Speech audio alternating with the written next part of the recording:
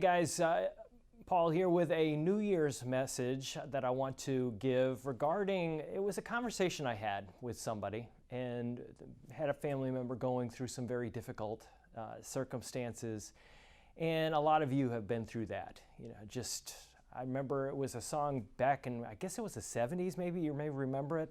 It was, I beg your pardon, I never promised you a rose garden. Along with the sunshine, there's got to be a little rain sometime. Probably a lot of you remember that.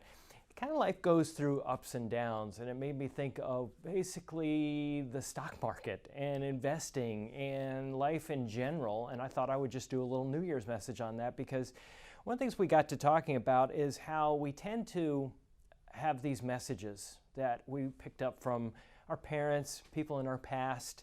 And I was listening to this one guy talking about anxiety, and he says, what we tend to do is we tend to repeat the messages that we picked up from our parents throughout our life. And if those messages are very negative, they're very fatalistic, we tend to repeat that. And we were talking about being fatalistic being versus realistic. And I remember there was a guy, Martin Seligman, he wrote a book called Learned Optimism, and he was talking about how he had discovered that there's this concept of where people just give up. It's learned helplessness is what he called it. And a lot of times people give up at the very worst times. I remember a pastor friend of mine telling a story one time of a guy that was walking through the woods with a tour guide. And the tour guide was just kind of telling him what he did. And he says, and this is best I can recall the story, it was something like he would tell people to go a mile into the woods and then they had to turn left. And he says, well, do people get lost? And he says, yeah, all the time. And he said, well, why? I mean, you tell them go a mile and then turn left. Why is it they get lost? And he goes, well, they don't go far enough. This is the way he said it. They typically give up just before something really great happens. And we have this concept in psychology, which is we have this tendency to look for things that verify what it is that we already believe. And we call it confirmation bias. And what we do is we look for things that confirm our negative view or our positive view. So we tend to look for things that already align with what we think is going to happen. I remember Earl Nightingale, he was a famous radio guy years and years ago, told a story about a guy that had heard about diamonds being found in parts of Africa, and he decided he was going to sell his land and he was going to take off and go find these diamonds. And the story, it was called Acres of Diamonds.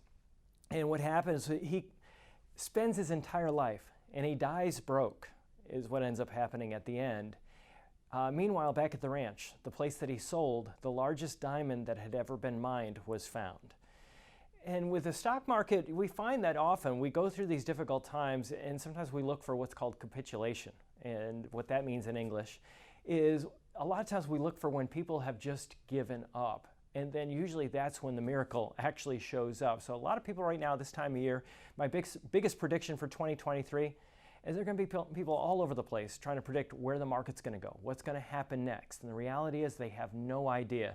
If you look at the predictions last year, they weren't very good at predicting what was going to happen in 2022. They're probably not going to be any good in the year coming as well.